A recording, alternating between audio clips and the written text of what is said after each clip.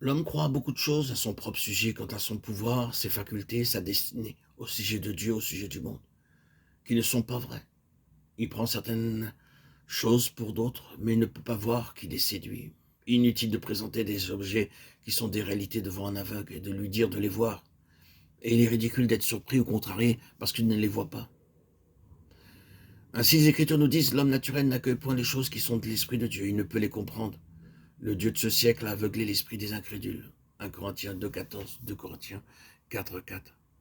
La séduction a été non seulement une œuvre initiale de l'ennemi dans l'âme de l'homme, il exploite cet avantage et agit sur cette base favorable dès qu'il a cette base de la nature.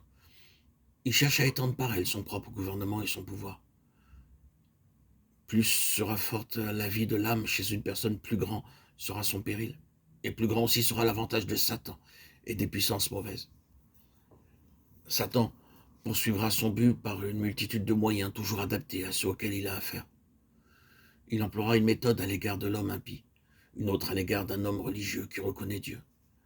À l'égard de l'homme spirituel, il aura recours encore à d'autres moyens et son système de séduction sera pour eux de contrefaire le système de vérité de Dieu. Il contrefait Dieu lui-même. Il se déguise en ange de lumière, de Corinthiens 11, 14. Il contrefait l'église de Dieu par sa synagogue de Satan, Apocalypse 9. Il contrefait les œuvres de Dieu par ses signes et ses prodiges menteurs, de Thessaloniciens 9. Il y a une vie contrefaite et il y a des dons contrefaits, semblables à ceux du Saint-Esprit. Il y a une puissance divine contrefaite. Il y a des conversions contrefaites, des expériences, des directions spirituelles contrefaites. Satan se servira des Écritures d'une manière fausse pour s'opposer à ce que Dieu veut nous dire par elles. Il y a une adoration de Dieu qui est contrefaite, un enseignement contrefait, des doctrines de démons. 1 Timothée 4, 1. Il y a un baptême de Saint-Esprit contrefait avec des langues. Toutes ces choses ne sont pas étranges à ceux qui connaissent la parole de Dieu, car nous les y trouvons. Satan, le séducteur, ne pouvait pas imposer tout cela à l'homme, simplement de l'extérieur. L'homme devait premièrement être constitué afin qu'il puisse trouver en lui ce qui répondrait à sa séduction. Il fallait qu'il eût pour tout cela quelque chose dans l'homme qui soit l'organe nécessaire.